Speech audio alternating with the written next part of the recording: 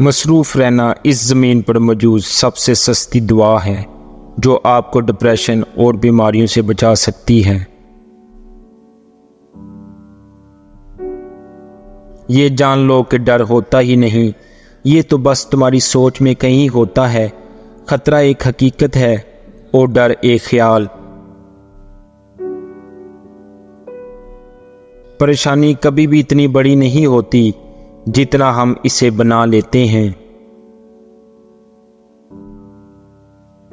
بڑی سے بڑی مشکل پر اکثر ہار نہ ماننے والے چھوٹی چھوٹی باتوں پر ٹوٹ جایا کرتے ہیں۔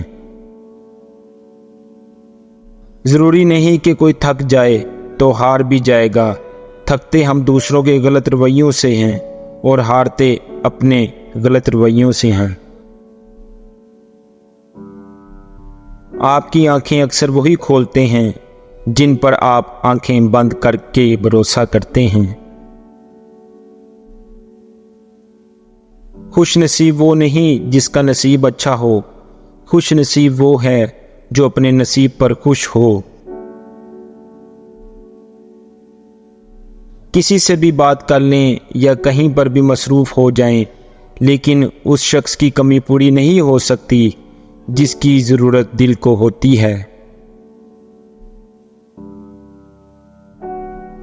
انسان بڑی دلچسپ مخلوق ہے، یہ جانور کو مصیبت میں دیکھ کر برداشت نہیں کر سکتا، لیکن انسان کو مصیبت میں دیکھ کر خوش ہوتا ہے۔ دولت دنیا کی ہو یا ایمان کی، جتنی زیادہ بڑھ جائے اتنی نیند کم ہو جاتی ہے۔ دولت وراثت میں مل سکتی ہے، لیکن پہچان اپنے دم پر بنتی ہے۔ کسی سے اتنا ناراض نہ ہوں کہ دوسرا آپ کو مناتے مناتے تھک جائے۔